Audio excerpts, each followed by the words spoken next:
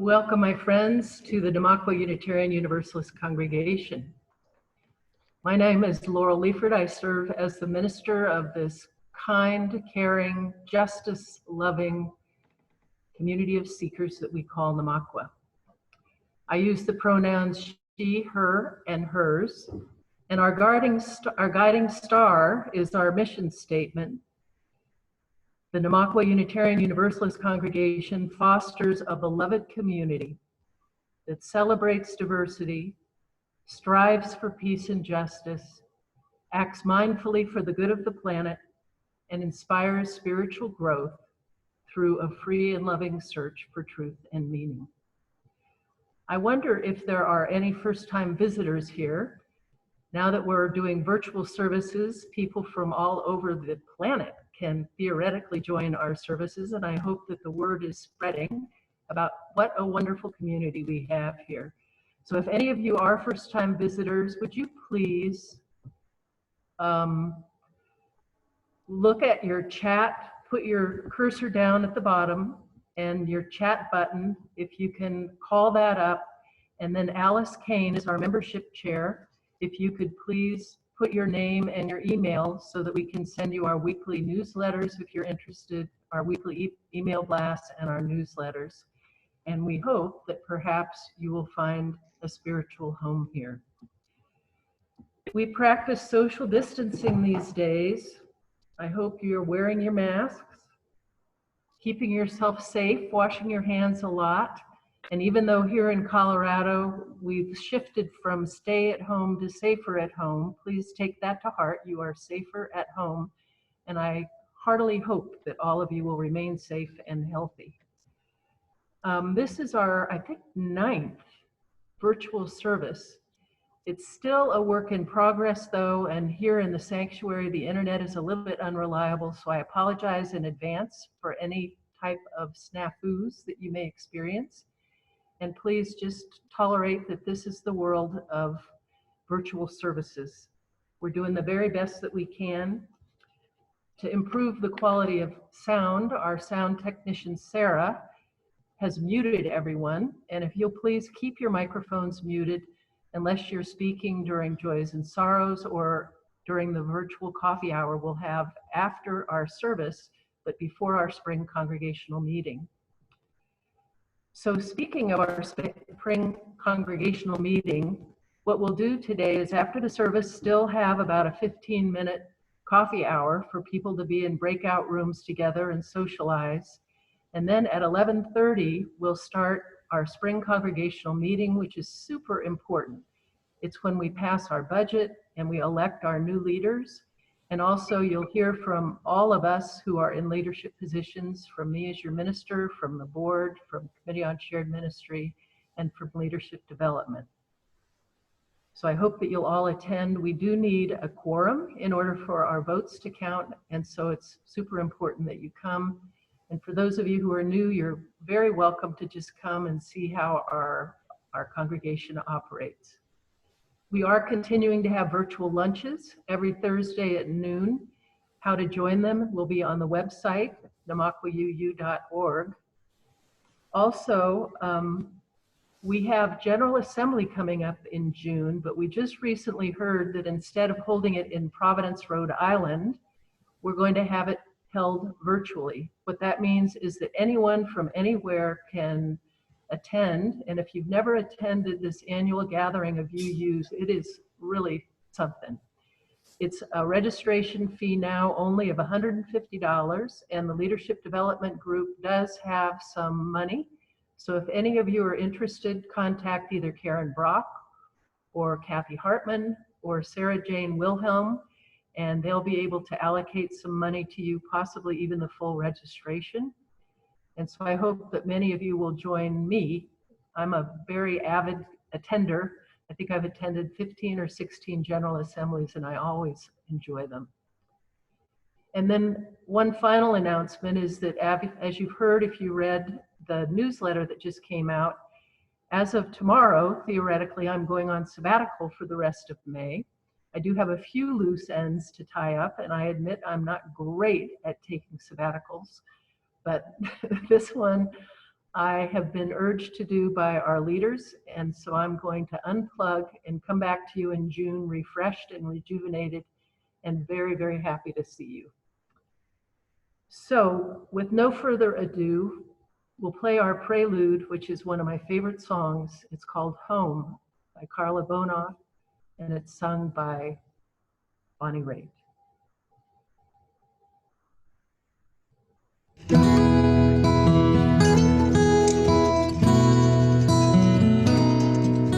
Traveling at night, the headlights were bright, and we'd been up many an hour. All through my brain came the refrain of home and its warming fire. And home sings me of sweet things. My life there has its own wings, flying over the mountain, though I'm standing still.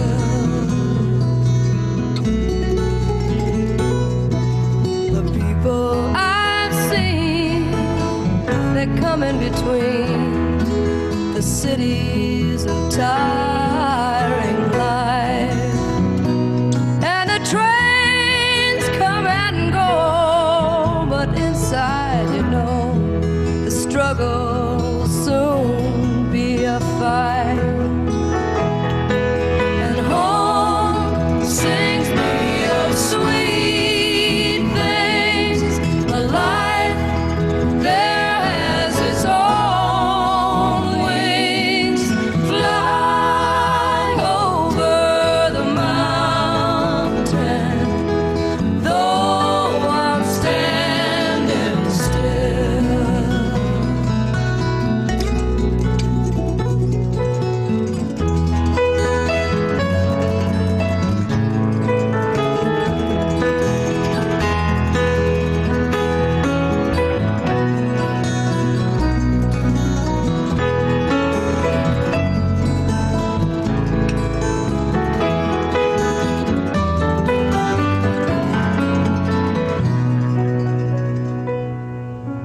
Traveling at night, the headlights were bright, but soon the sun came through the trees. Around the next bend, the flowers will send the sweet smell of home in the breeze. And home sings me of sweet things. My life there has its own wings, fly over the mountain, though I'm standing still.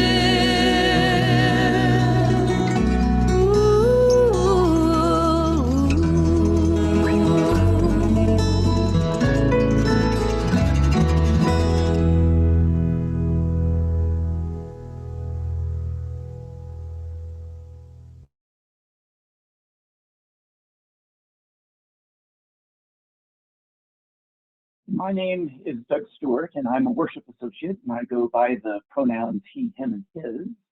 And I'd like to add my welcome to Laurel's and remind folks that Karen Bach has agreed to record us and put us up on the our website. So we're going to be recorded today. For our worship, call to worship and chalice lighting, I'd like to read these words. We come today longing and looking for a blessing. In our loneliness, may we find the blessing of connection. In our doubt, may we feel the reassurance of a love that will not let us go. In the dullness of our senses, may we awaken to the longings lodged deep in our hearts. In our fear, may the blessing of courage return. May this flame we now light remind us to look up and around one more time. May this sacred time help us notice the blessings waiting for us to notice their grace. Come, let us worship together. And now, if you wouldn't feel too self-conscious repeating at home on mute, our congregational affirmation. Love is the spirit of this church, and service its call. This is our great covenant, to dwell together in peace, to seek the truth in love, and to help one another. Thank you. And we'll now join in singing, and again, I kind of feel self-conscious singing by myself at home, but there's also something, I don't know, spiritual and reminding about not just reading the words, but actually putting my voice to them. So please do join me, if you will, singing together at home, at your homes. This is Gather the Spirit, one of our favorites.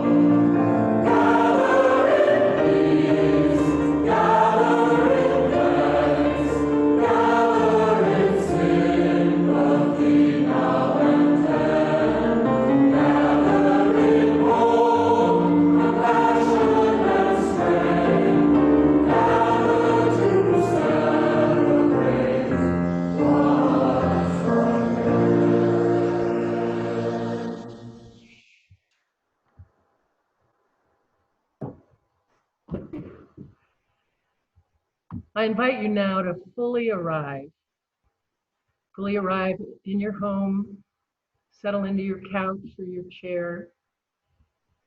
This is sacred time that we set aside each Sunday morning to be together.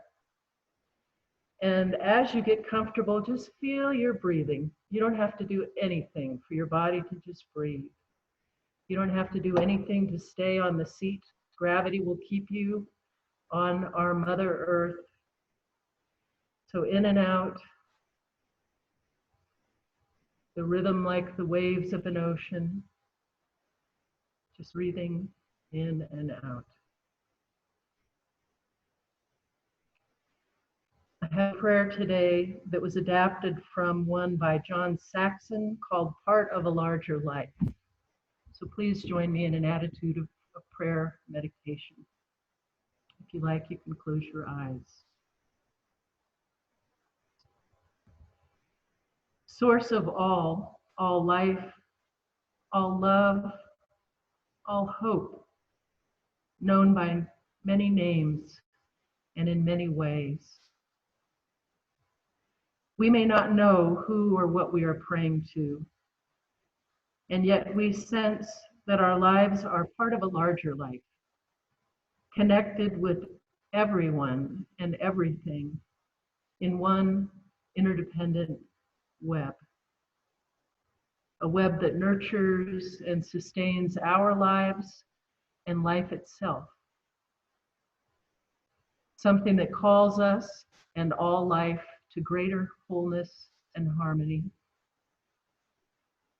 We give thanks this morning for this day. It's a great day to be alive.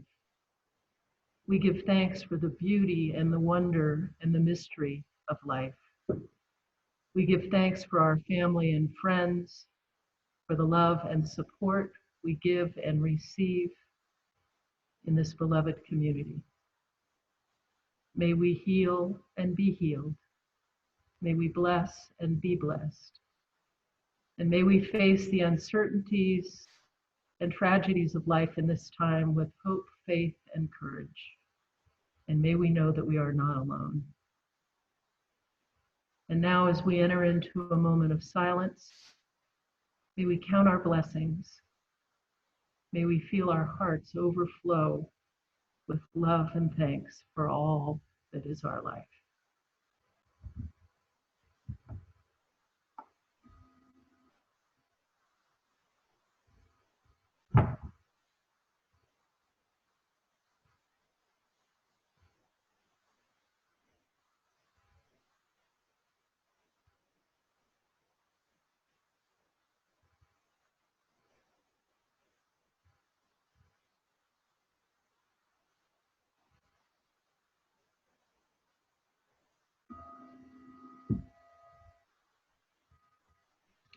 May it be so. Amen. Our time for all ages today is a Jewish story. Some of you may have heard it before. It's called The Secret to Counting Your Blessings. I've adapted it. It was written initially by Rabbi Evans is the one who told this version of it. But counting our blessings is not something that comes naturally. Sometimes we find it easier to count our problems. In this time of the pandemic, we're worried about our own health. We're worried about the health of others. Our hearts are broken at the people who have died without being able to have the comforting touch and presence of their loved ones. Some of us may have lost our job. I think we're all worried about money. We worry about other people, whether they have enough money or food to feed their families, where the homeless will sleep. When will this be over? When will we be able to gather again together and hug one another and shake one another's hands? Well, we may complain and worry more than we express our gratitude. May we be grateful for a roof over our heads, that we have the technology to be able to see each other's faces on Sundays and in meetings, that we have enough food, I hope, to eat. And if you don't, please call on our pastoral care team. So we are better together than we are apart, and we are leaning into each other. And so let me share this story with you about someone who learned, perhaps the hard way, to count his blessings.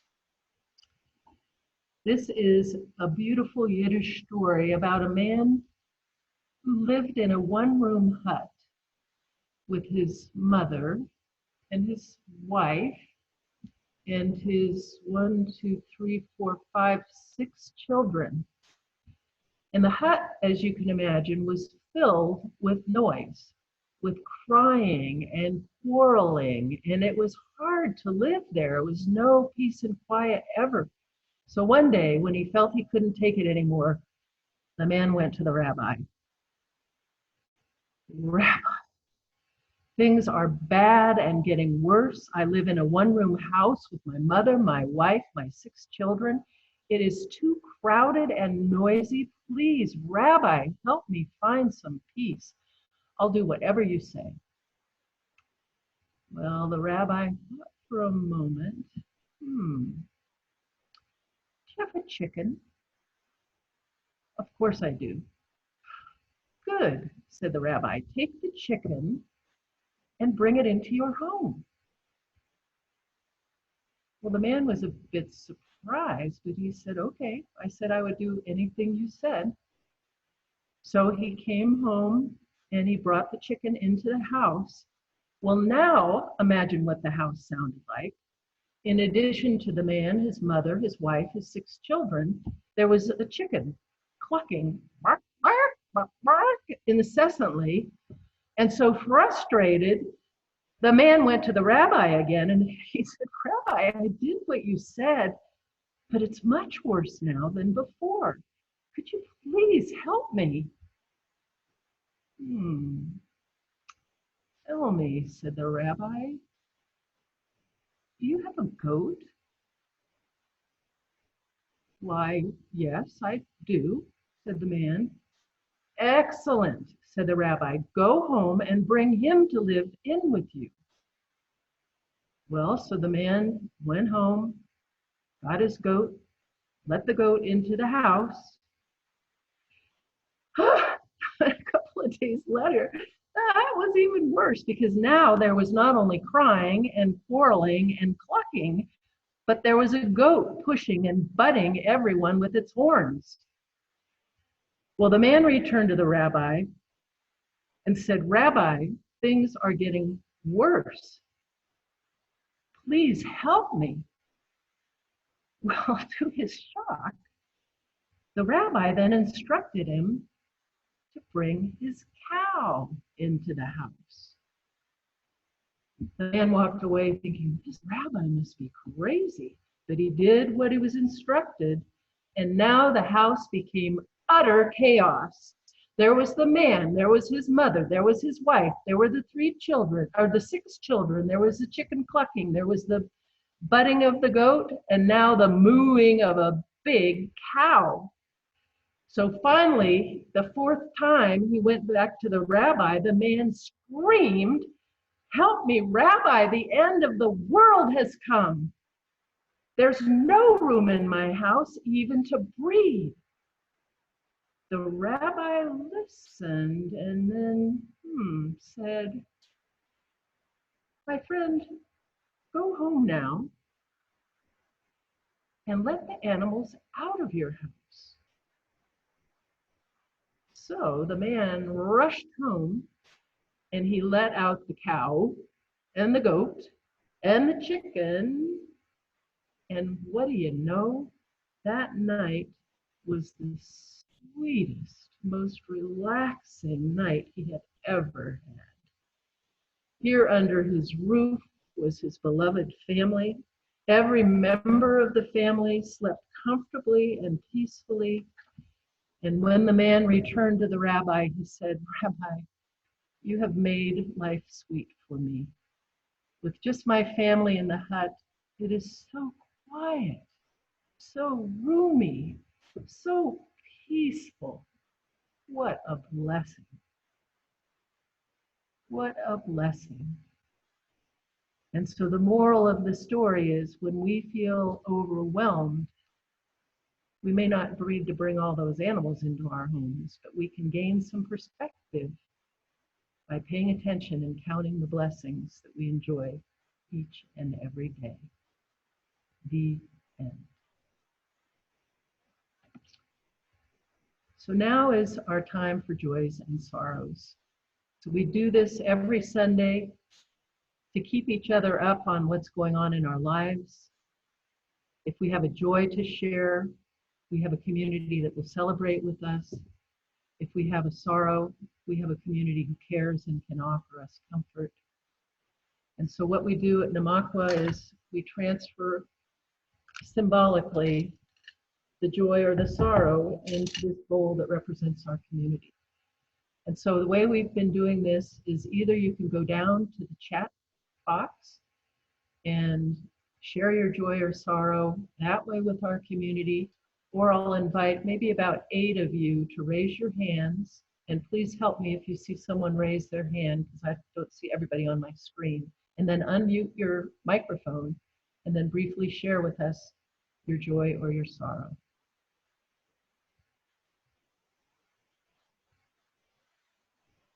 So does anybody see anybody? Anybody have a birthday or an anniversary? Sally? Yes, I'll be 75 next Saturday. It's the day after the anniversary of VE Day. Everybody was celebrating my birth, all that jumping around in the streets on May the 9th, 1945. Wow, you are important. Woohoo! Happy birthday, Sally.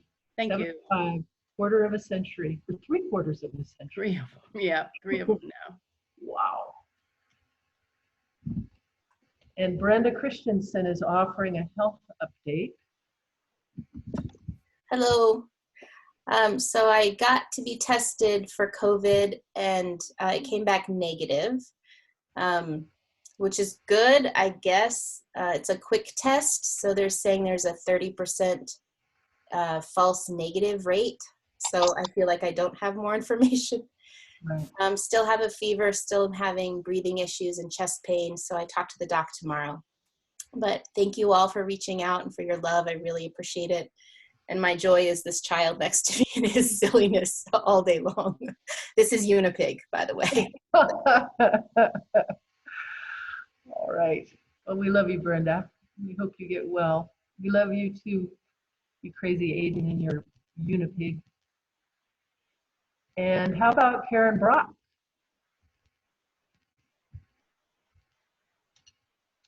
Thank you. 2 years ago, I started a graduate TESOL certificate program at CU that's teaching English to speakers of other languages. And I just finished it this week. I turned in my final project, so yay. Yay. Well, congratulations. That was hard work. Commuting to Boulder, huh? Well, congratulations, Karen. And Laura has written something. Laura, did you want to speak or just say this on Thursday? Hi, this is Brenda. I have my yearly MRI on Thursday, and so asking for good vibes, and that's my joy. It's a joy to practice preventative measures. So that's my joy on Thursday. So it's actually Brenda. All right, well, good luck, Brenda. Thanks for taking good care of yourself. Angela and Liz Sunderland love Unipig. Yes, Ashley's birthday is May 9th. So I missed the birthday round, but. Great. Well, congratulations, happy birthday. So was that Bradley, did you say?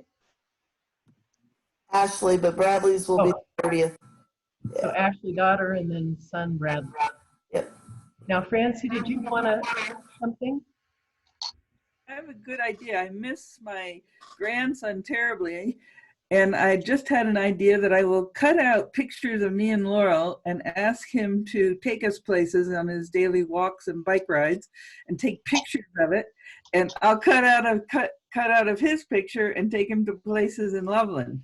That's a great idea. Well, that's a joy. Thank you, Francie. Couple more. Anybody else have a joy or sorrow?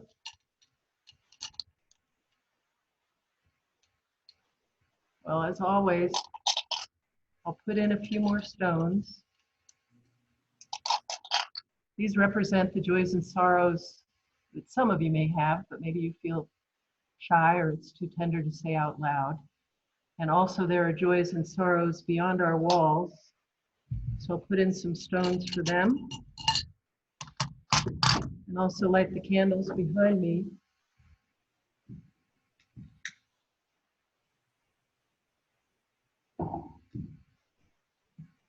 The whole world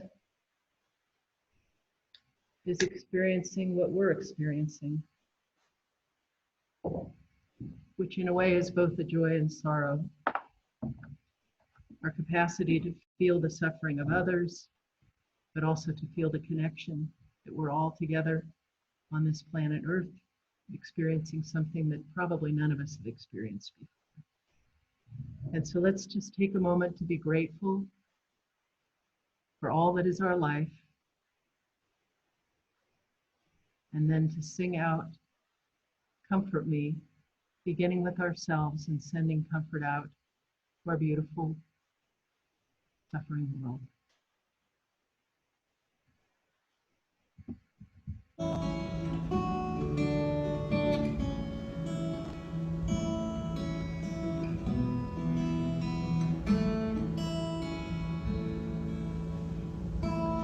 Comfort me, comfort me, comfort me, oh my soul. Comfort me, comfort me, comfort me, oh my soul. Sing with me. Sing with me, sing with me, sing with me, oh my soul. Sing with me, sing with me, sing with me, oh my soul. Dance with me. Dance with me, dance with me, dance with me, oh my soul. Dance with me, dance with me, dance with me, oh my soul. Comfort me, comfort me, comfort me, oh my soul. Comfort me, comfort me, comfort me, oh my soul.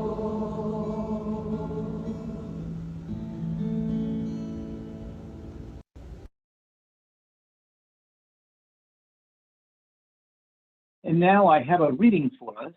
This is The Power of Conferring a Blessing by Marilynne Robinson. Gilead by Marilynne Robinson is a novel that takes the form of a letter or a journal that a dying elderly Congregationalist minister in Gilead, Iowa, writes to his 7-year-old son in 1956, written so that one day the boy will know something about his father's life and character. In this passage, the Congregationalist minister, Reverend John Ames, reflects on a moment from his own childhood. Now, he writes, this might seem a trivial thing to mention, considering the gravity of the subject, but I truly don't feel it is. We were very pious children from pious households in a fairly pious town, and this affected our behavior considerably. Once, we baptized a litter of cats. It occurred to one of the girls to swaddle them up in a doll's dress. There was only one dress, which was just as well, since the cats could hardly tolerate a moment in it and would have to have been unsaddled as soon as they were christened in any case. I myself moistened their brows, repeating the full Trinitarian formula. Their grim old crooked-tailed mother found us baptizing away by the creek and began carrying her babies off by the napes of their necks. We lost track of which kitten was which, but we were fairly sure that some of the creatures had been borne away still in the darkness of paganism, and that worried us a great deal. I still remember how those warm little brows felt under the palm of my hand. Everyone has petted a cat, but to touch one like that with the pure intention of blessing it, that is a very different thing. It stays in the mind. For years, we would wonder what, from a cosmic viewpoint, we had done to them. It still seems to me to be a real question. There is a reality in blessing. It doesn't enhance sacredness, but it acknowledges it, and there is a power in that. I have felt it pass through me, so to speak. The sensation is one of really knowing a creature. I mean, really feeling its mysterious life and your own mysterious life at the same time.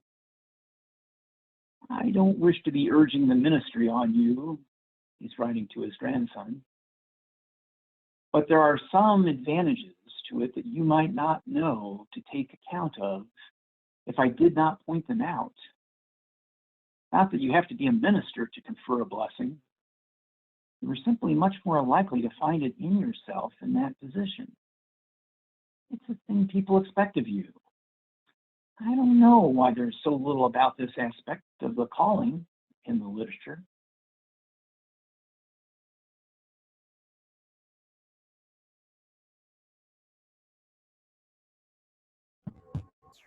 Thanks, Doug. Well, it's time now to virtually receive our offering. So today I want to imagine that we're all sitting in the sanctuary, and I'll call the ushers forward, which in this case is Sarah, because she's going to put a link of a donation button that will appear on your chat. And for any of you who would like to donate, our recipients this quarter include half goes to our own operating budget, that the other half we will give to buy some laundry vouchers for some of the homeless people in the Loveland community who may not have enough money to keep themselves clean and safe. So you can donate either by your routing number and bank accounts to transfer from your bank, or now we are able to donate by credit card. So if you can imagine that now the baskets are passing, and what we'll do is listen to some music, and you're welcome to sing along. It's one of our favorites, Spirit of Life.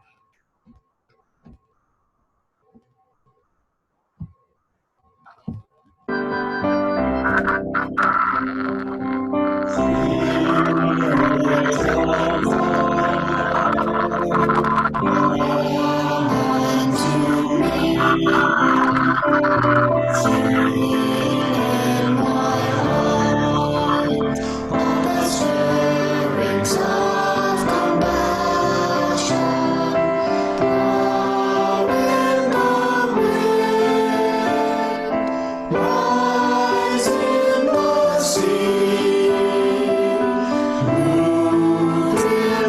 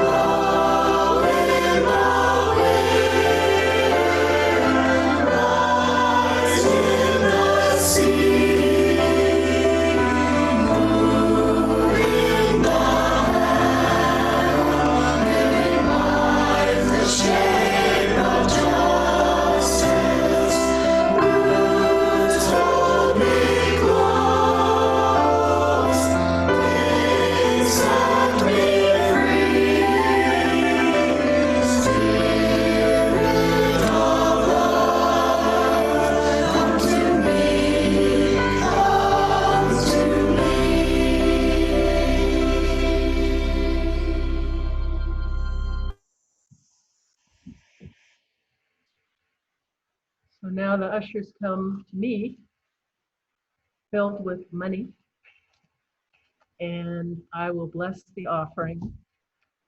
We dedicate ourselves, and these are our offerings, to the vision of this congregation, which is weaving a tapestry of love we call community, as together we work to build beloved community.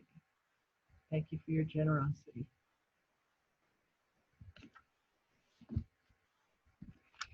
So did you come today longing and looking for a blessing? Well, I begin by offering you a blessing of a poem. It's by Galway Kinnell, called St. Francis and the Sow. The bud stands for all things, even for those things that don't flower. For everything flowers from within of self-blessing. Though sometimes it is necessary to reteach a thing its loveliness, to put a hand on its brow of the flower and retell it in words and in touch, it is lovely, until it flowers again from within of self-blessing.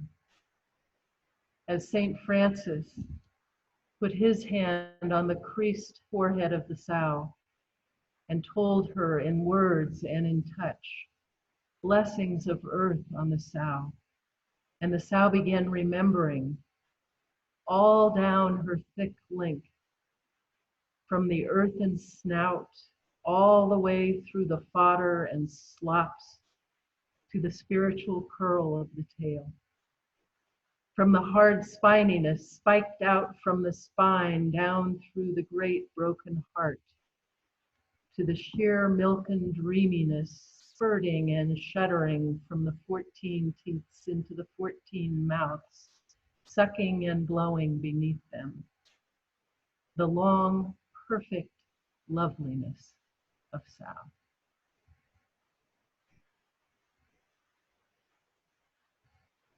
He writes, everything flowers from within of self-blessing. And this self-blessing is what we affirm and promote in our Unitarian Universalist first principle, the inherent worth and dignity of every person. And we can include sows and kittens as having inherent worth as well. This is the power of transforming love in our radical hospitality. All are worthy, we say. All are welcome. When we do a child dedication, it is very different from a baptism. The purpose of a baptism is to erase original sin. But the purpose of a child dedication is to bless the child and to celebrate the blessing of this gift of life. Our Unitarian Universalist theology is like Native American and Celtic spirituality. We believe in original blessing rather than original sin. As we sing at the end of every service in our UU blessing song, it's a blessing we were born. It's not the child dedication ceremony that makes the life of the child sacred. Reading from some words that are in our hymnal for a child dedication, it's our faith that each child born is one more redeemer. In this service of dedication, we commit ourselves to the nurture of this child. And the congregation is asked, will you strive to love and cherish this child in times of struggle as well as gladness? And we acknowledge the divine spark within each child and end by saying, may we be worthy guardians of this young life. May we build a community in which they will grow old, surrounded by beauty, embraced by love, and cradled in the arms of peace.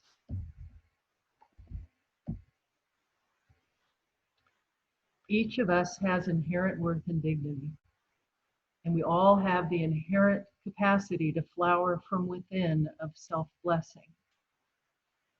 but we also know that we don't have to do it alone.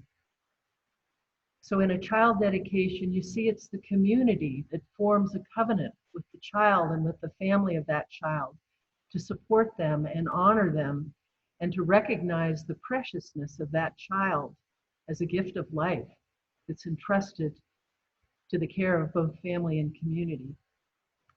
And as the child grows up, and all of us were children once, sometimes it's necessary to reteach a person's loveliness. I'll share a story that I may have shared before, but I started thinking about it again when I was thinking about when we need to be retaught our loveliness. So this was probably 25 years ago. Francie, you probably remember. It was when our kids were young, and we drove down to Southern California to Calabasas, which is a place near Malibu. And Francie has a niece named Rebecca, she was a supermodel. So picture a supermodel.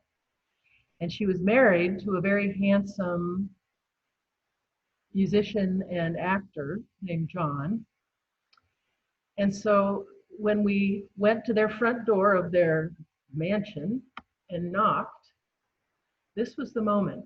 Rebecca and John opened the door, and suddenly I felt short, frumpy, fat, ugly.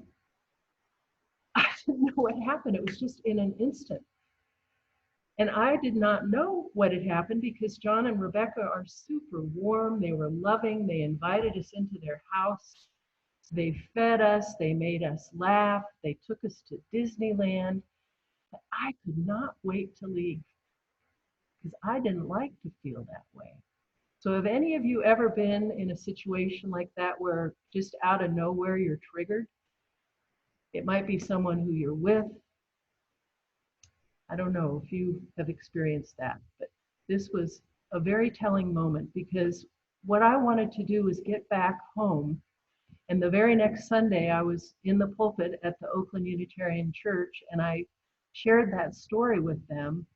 And I said, I couldn't wait to be back here to see all of you looking at me like you were the mirror holding up that I could see myself in. And when I saw myself through their eyes, I felt beautiful.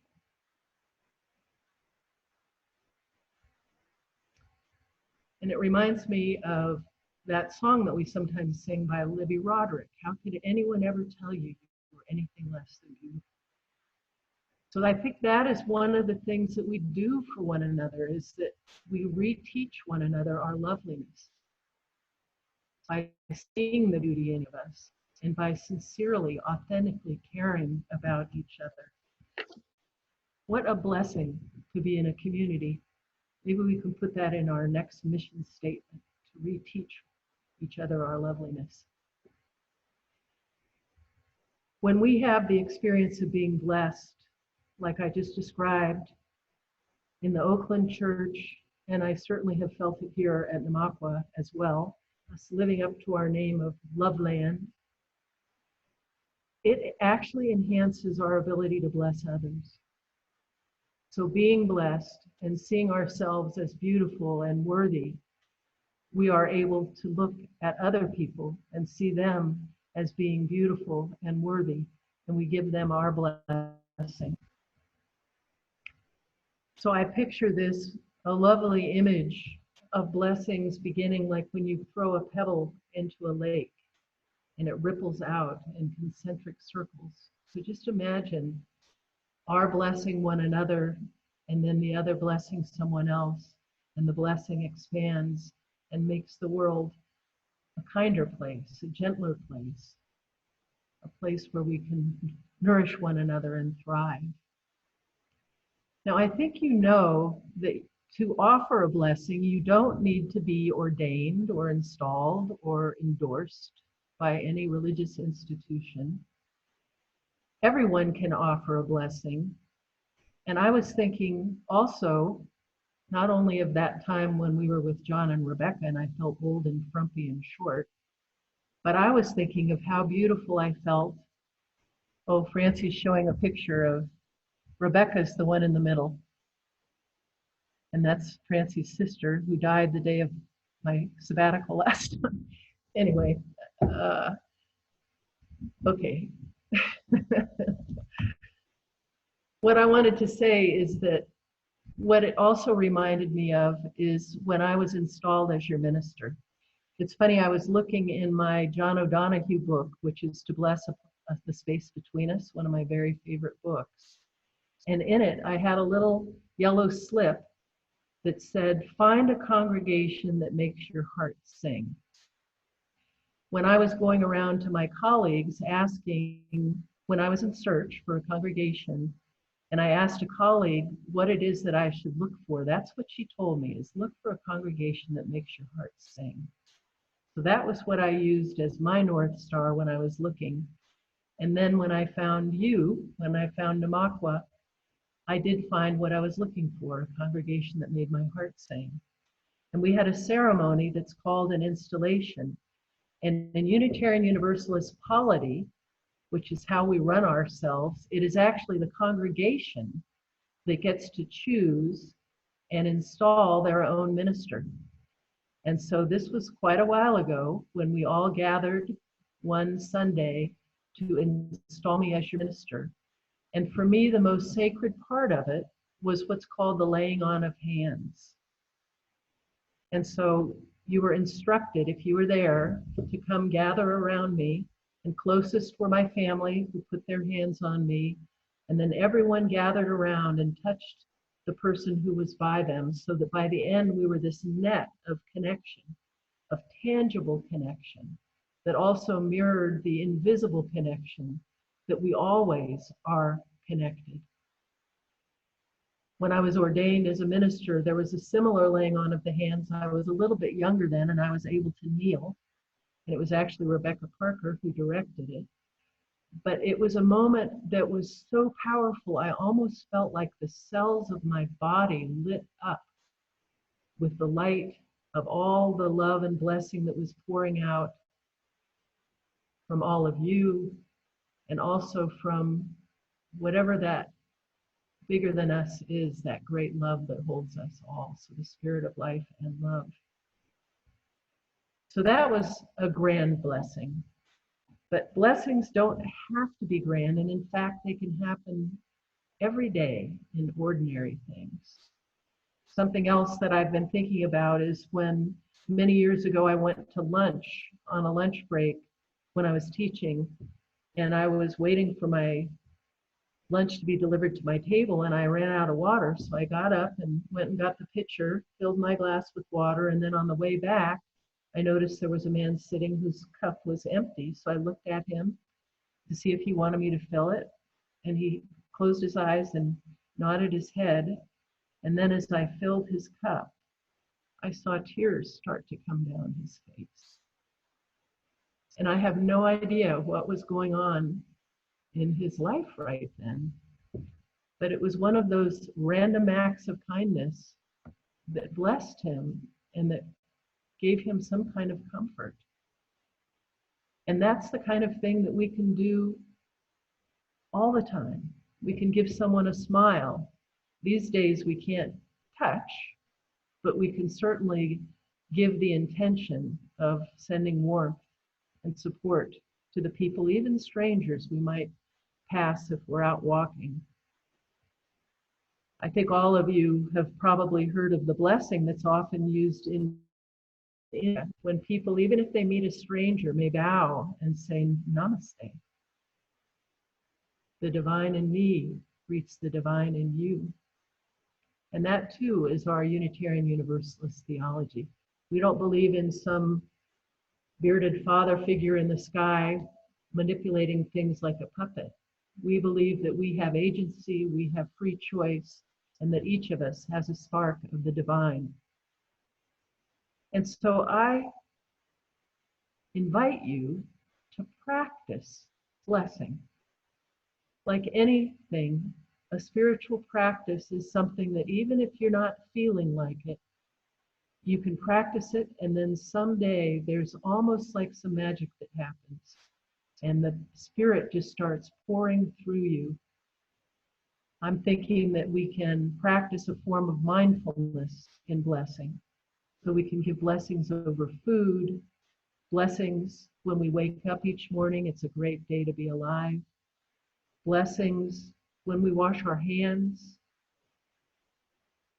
Barbara Brown Taylor is a theologian, she's an Episcopal priest, and she suggests to start practicing with anything, like even a stick lying on the ground. So the first thing you do is you pay attention to that stick, and then you bless it.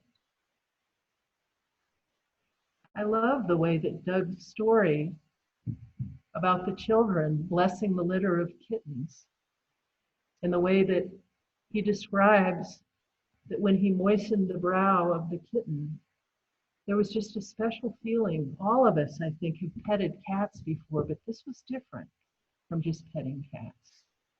This was done with an intention of giving a blessing to that cat, to those kittens.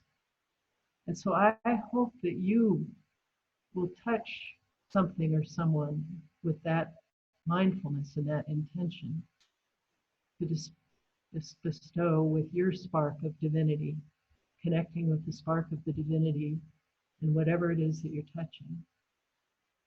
And when you do that, the world lights up with radiance, the radiance of the blessing that it is to be alive. The way that St. Francis in the poem describes touching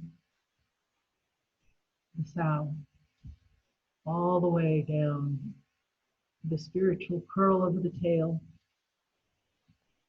So I invite you not only to touch something with the intention of blessing it, but also to count your blessings. We are indeed blessed. It's a blessing you were born. It truly matters what we do in our lives.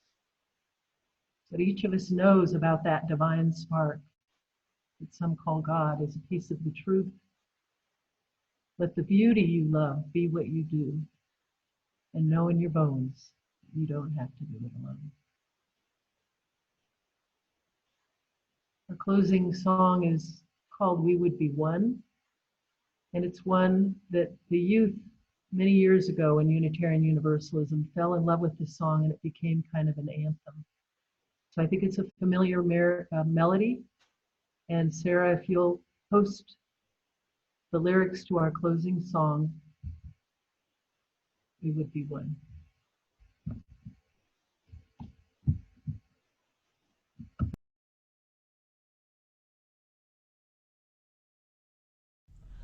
We would be one, as now we join in singing our hymn of love, to pledge ourselves anew to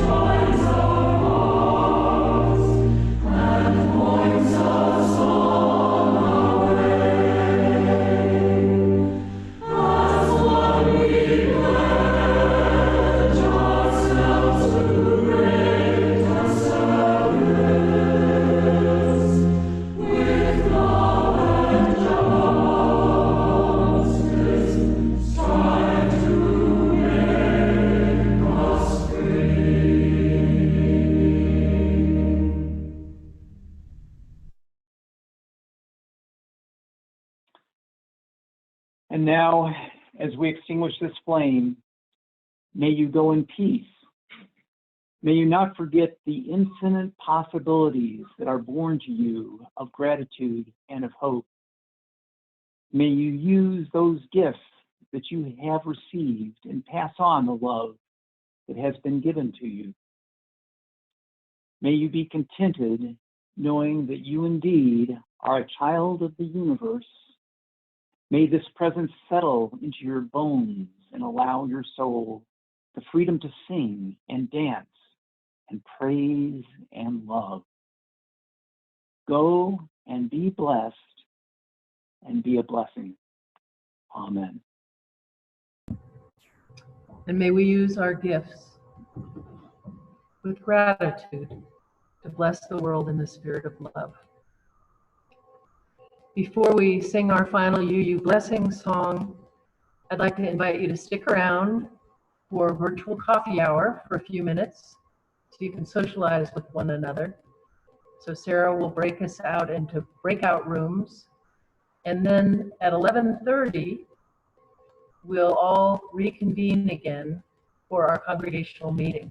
So what will happen is that we'll have about 15 minutes to chat, and then you will have a little bit of time. In our coffee hour, we no longer share food with each other. So if you need to, you can go get a little snack, run to the bathroom, whatever you need to do, and then come back, please, at 11:30, and you'll hear from our leaders to talk about the state of the church, and then we'll do the voting on our budget for this next year and elect our new leaders. So now our UU blessing song, It's a Blessing You Were Born.